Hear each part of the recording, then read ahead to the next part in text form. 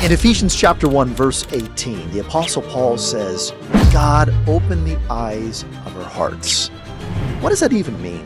Today we're going to be talking about having eyes to see. There's an amazing story about the philosopher Bertrand Russell, who was one day sitting pensively in a park, and one of his students walked by and asked him why he was so pensive.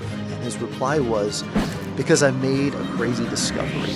I'm convinced every time I talk to a scholar that happiness is no longer possible. But when I talk to my gardener, I'm convinced of the opposite. So my question for us today is, what is it that a gardener can see that a philosopher can't? See, philosophers are really good at stirring up clouds of dust and then complaining that they can't see. Always trying to describe life and reality, but not noticing what's really happening in front of them. This reminds me of a quote from a guy named Brennan Manning, who once said, I believe the real difference in America is not between conservatives and liberals, fundamentalists and charismatics, Republicans and Democrats. The real difference is between the aware and the unaware. That's interesting. This reminds me of Solomon in his book Ecclesiastes, which is a journal that Solomon wrote when he became an old man and began to reflect and meditate on his life, and then wrote down all of these observations. In the second chapter of his book called Ecclesiastes, he says this, there is nothing better than to enjoy food and drink and to find satisfaction in one's toil. This idea of satisfaction and enjoyment is the essence of the book of Ecclesiastes. It's the search of all people. How do I find joy and satisfaction and fulfillment in this life? The literal translation of the Hebrew is actually really different. This is what Solomon actually says. He writes, there is nothing better for a person than to eat and drink, and afterward make his soul see the good. Force your soul to notice and see the good happening all around you. In other words, he's saying that wisdom is all about choosing to open the eyes of your soul to notice all the good that God is doing all around you. Because we go about our lives, we're busy, we're overwhelmed, and we don't see what God is doing. And he said the essence of enjoyment and satisfaction is in slowing down, stopping, and noticing the good around us. So this reminds me of Ephesians chapter 1, where the Apostle Paul talks about the eyes of our heart. We have eyes in our head. This is to notice the physical world around us, but there's also eyes on our hearts. And he says, open the eyes of our heart to see what God is doing. And so I want to have the eyes of my heart open. I don't know about you, but I want to see what God is doing. Thomas Merton once wrote about the difference between looking and seeing. And he said that looking is about trying to find what we want to be there or what we expect to be there. But seeing is looking at what's really happening all around us, what is actually occurring. In other words, looking is about searching for what perhaps you want to be happening.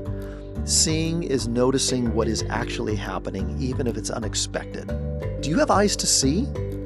Are you able to really find what God is doing all around you? There was a famous speech given by a journalist named David Foster Wallace in his famous commencement speech at Kenyon College way back in 2005. He said this at the end of his speech. He said, the real value of an education has nothing to do with knowledge and everything to do with simple awareness.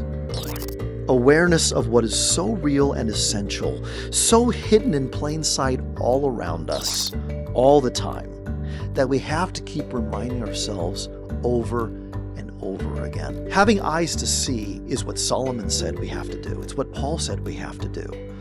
But we don't have eyes to see when all we are is looking for what we want to be there. Listen, God is at work. God is doing incredible things in the world. He's doing incredible things in your life, in my life.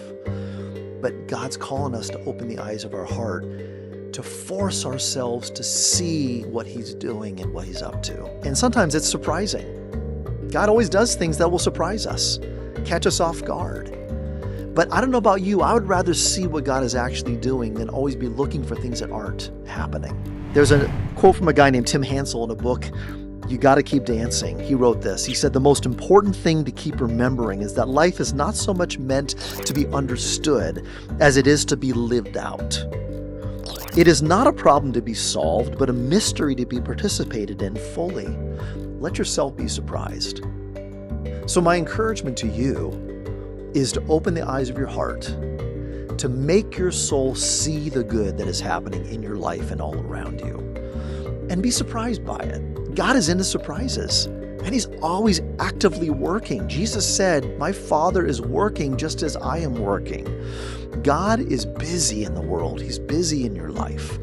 The real question is, do you have eyes to see it? That's my invitation and challenge to you, is that when it comes to your life, have eyes to see.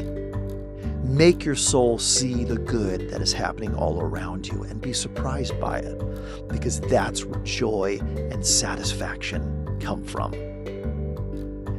Open the eyes of your heart.